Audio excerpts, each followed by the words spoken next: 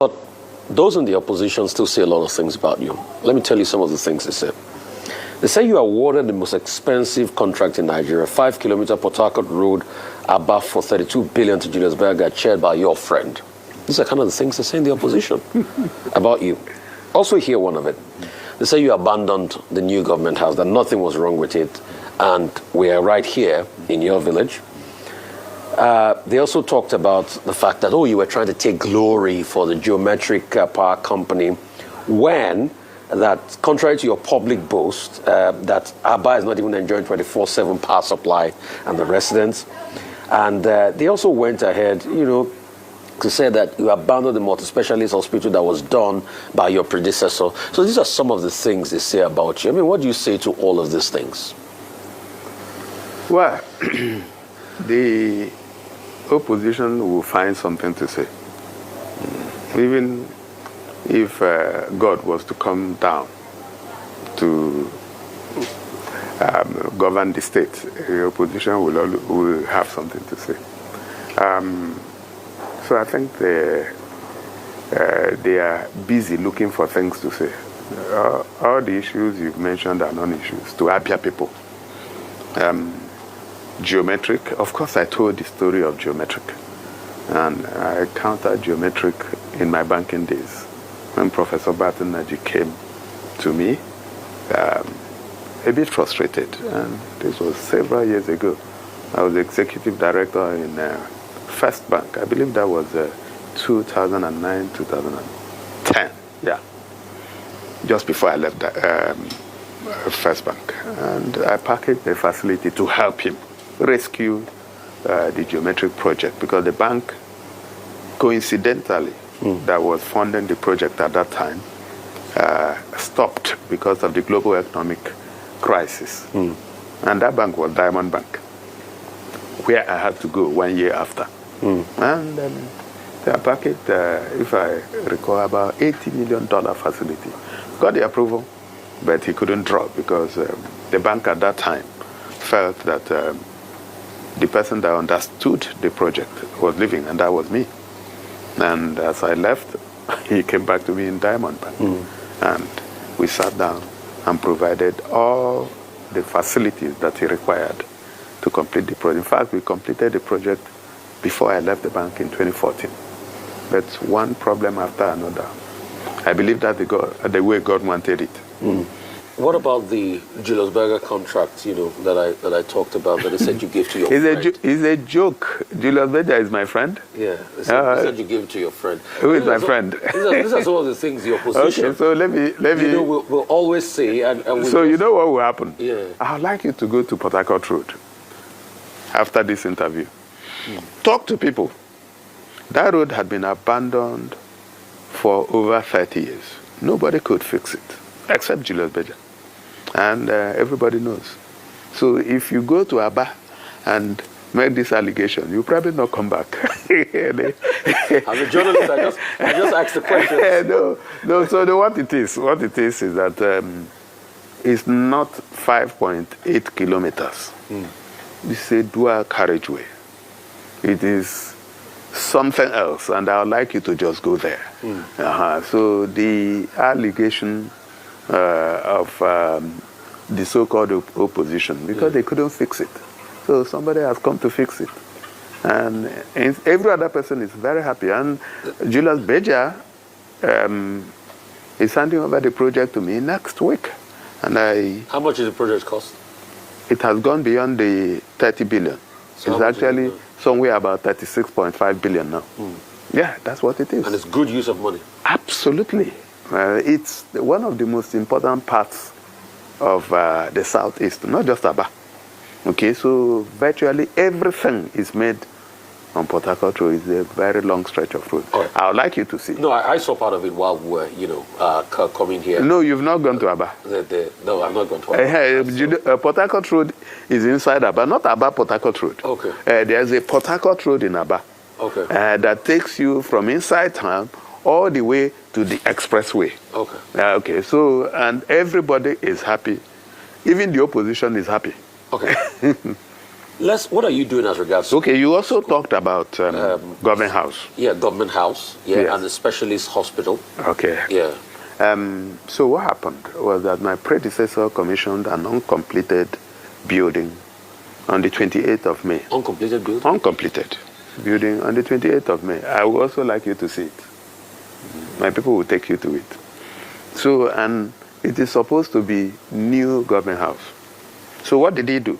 He completed the ground floor, finished it very well, put Italian furniture. I don't like to talk about it, but since you asked, No, yes. put Italian furniture in the place, painted it, and commissioned it. Okay, so the bedroom. So after the inauguration, I went there. When I looked at the ground floor, I was very happy. But as I went to the first and second floor, they were not even plastered. No sanitary fittings, nothing. So that's fraud. Really? Yeah. And I would like you, I've not put one dime. No, are you going to probe your predecessor for that? You have only 4 years. And when you get into some of these distractive things, you lose focus. I have too much work to do. Probing him is, of course, we called in KPMG at some point, and I'm sure you must have seen that, where they looked at one of the accounts, and they found that some 10 billion naira was drawn for a non-existent airport. So that's the only one that we are saying, bring back our money or give us the airport. But he says he's fixed the airport, that the airport is, that things are working with the airport. Yeah, it's Audio Airport. Audio Airport? We've just flagged off the construction of the Abia Airport. That's better. Probing is a waste of my time. But the question a lot of people ask is, if you have an airport in the way, why do you need another Abia airport? That's always the argument. Does it make financial? It's a good argument. Does it make financial? It's a good argument. But the truth about it is that when you go elsewhere, you find that in a place like Texas, how many airports do you have? But they have even in Houston alone. I mean, I was in Texas. Yes. I was in Dallas in what's it called, in January. You have the Dallas Fort Worth Airport, which is about the second, third biggest airport in America.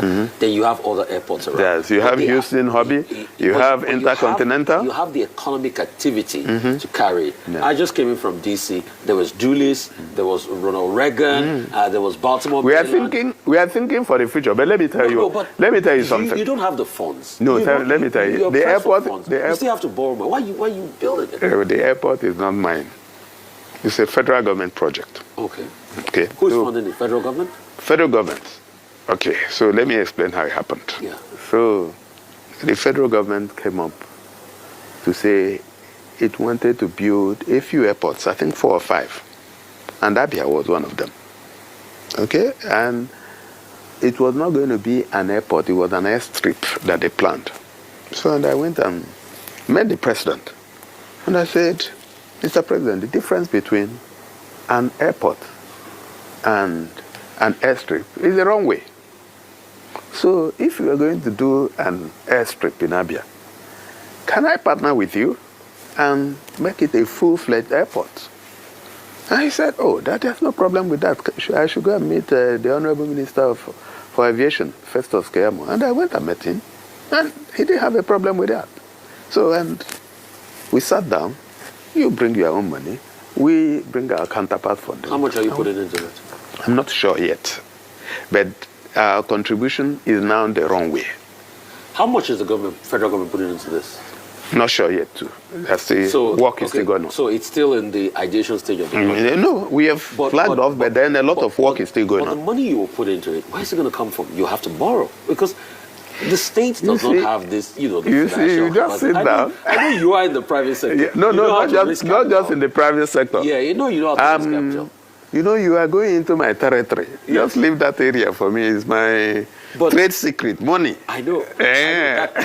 You raise money. Yeah, so safe to call you Ezego in banking. King of raising money in banking. Yeah. But it's going to put back a deadline on the states. Don't worry about that. That's what we're scared of, because most states are not Rufai, let me tell you something. I just saw the numbers from DMO that in 2023, they said we inherited a debt profile of 138 billion.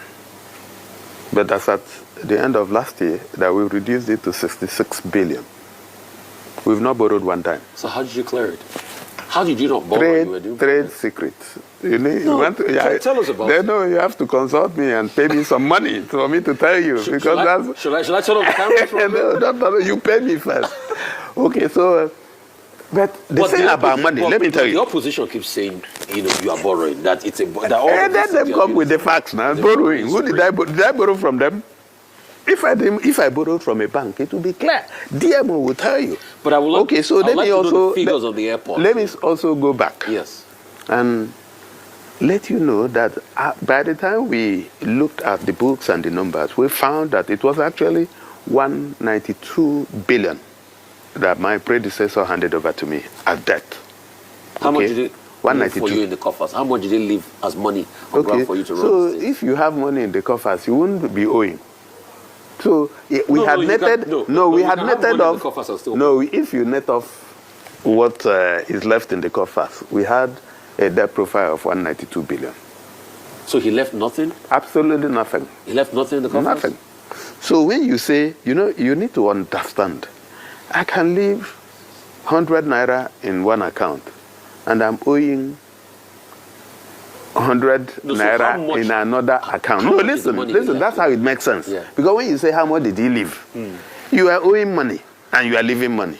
Does it make sense? It doesn't. Okay, so what you do is you take the total assets and remove your liabilities, and you know what the net is. And I'm saying the net he left for us was 192 billion. So if more than what the DMO quoted. Yes, because DMO didn't include pension areas, which we cleared off. They didn't include salary areas, which we also paid. We didn't include all the parastatals that were being owed, including Oboneano Polytechnic and then the medical personnel. So those we have taken care of. And today, I can tell you the state is running very, very well. Don't bother yourself about where I'm going to find the money, because that's my own area. So you talked about pension arrears. Part of the talking point the opposition said is they said you lied that you cleared the pension arrears. And they said you also repeated that lie by 2023 that you've not cleared any pension arrears. They said they employed some people into the state service before you came in, that you rooted most of them out, you pulled them out, and you said no, that these employments were not done properly. I mean, what do you have to say about all of these things? Well, I have responded to them, but if you need me to respond, I will respond again. First of all, pension arrears, some of them we're talking of numbers of 45 to 56 months. People were not paid. So we sat down with the pensioners and we said, okay, you are being owed this much. We need to take them out. So the leadership of pensioners sat down with us for a very long period of time, and we agreed. And by Easter last year, we paid a total of about 10 billion to pensioners to clear all the arrears. So it was like you are going to pay in full and final settlement. Somebody's been owing you for 56 months. No chance that you may get it.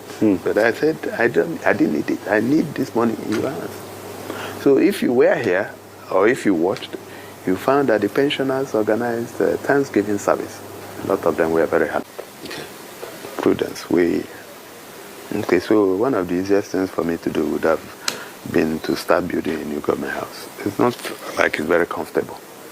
But I know that if I use the money to put into dealing with maybe the road in Omoya, I will empower a whole lot of people who ordinarily didn't have access. So you have prudence, then you have economies of scale. What is most important? You need to sit down. As a student of economics, I have my priorities listed. So, and I know that if the man in Ariara market cannot get to the market, he cannot add to my GDP. So, he cannot add to my internally generated revenue. I know that if the woman in Bende cannot access her farm, then she's not going to be useful, not to her family or to the government. I know that if I am sick and I cannot get attention from the primary health care center, then I will be useless to the economy. And that's why when we came, we looked at the 948 primary health care centers in Abia. We went around. All of them were in a mess. And we said, okay, we'll put some 8-9 billion in the budget for renovating 200 primary health care centers in 100 days. That is happening now. By next month, it will be 100 days, and 200 primary health centers will be delivered. We will take another 200 after this one, until we get the 948. We looked at the schools. We found that a lot of our children no longer want to go to school. You see them early in the morning hawking banana and granite, kara and all that. So I was embarrassed because I grew up here. And my parents were not rich, but I went to school. And I knew that if these children would not go to school, then they wouldn't have the opportunity that I had. And I said, okay. I wasn't even too sure what the problem was, whether it was the school fees or they just didn't want to, they wanted to make money. So and I set up a task force. I said, first of all, I said, let's know how much do we make from school fees. Go back to 2023. Go back to 2022. The numbers were almost the same. And it was nothing. I said, if I take away the school fees, would it be an incentive for these children to go back to school? I'm not sure. I said, okay, I'll take away the school fees, but I'll set up a task force to force those. So, Abia has some free education now? Of course. I said, I will force those that don't want to go to school. Do you know what happened? I set up the task force, and I made an announcement. I said, anybody that will see of school age that was not in school, we are going to arrest him, not because we wanted to keep him. We want the parents to come so that we can exchange them with their parents. We've not got one person. In fact, the task force that we set up is now going around to ensure compliance, that there is no school where school fees are charged and that teachers are teaching. So I looked at the explosion when the announcement was made in terms of enrollment was so much. And we found we didn't have teachers. And what did we do? We now said, okay, you know what? There are a lot of people. We are talking of civil servants and other. I said, a lot of people don't have jobs. If you are qualified, we opened up a portal. Please apply. We went to hire 5,000 teachers. And in 1 week, we got 17,000 applications. The second week, it climbed to 30-something thousand. And we shut the portal. We now tested them, and today, 4,600 having hired. We want to take another 4,000 so that we can fit them into those schools. We are renovating all the schools. Okay? So that's what it is. It's not rocket science. So it's just about being prudent, being deliberate, having a plan. Yeah. What do you want to do? And keeping to it. Of course, there's another part of it that's very, very important. The people that you are working with. I don't care where you come from. I'm sure you may have heard that my head of service is from Edo State. I sit down and interview them. And when I interviewed them, and I found he was number one. I got the head of service. Okay, so what's the primary school enrollment rate now, uptick, since this new scheme started in Abia? I don't even, it's been crazy. I've lost count of the numbers. People are just streaming. Again, what I also found is that a lot of people are leaving the private schools to come to public schools. Because, of course, you have the good quality, you have good teachers, we are renovating the place. And I called the commissioner for education, and I said, we need to now think of what to do to the very serious private school operators. Because we also don't want them to be, they also contribute to the economy. If there's one word in your mind for the people of your state and you can speak to them now, what would that be? Well, when we came, we knew our people were struggling. They were weeping. And our mantra was, weep no more. Help is on the way.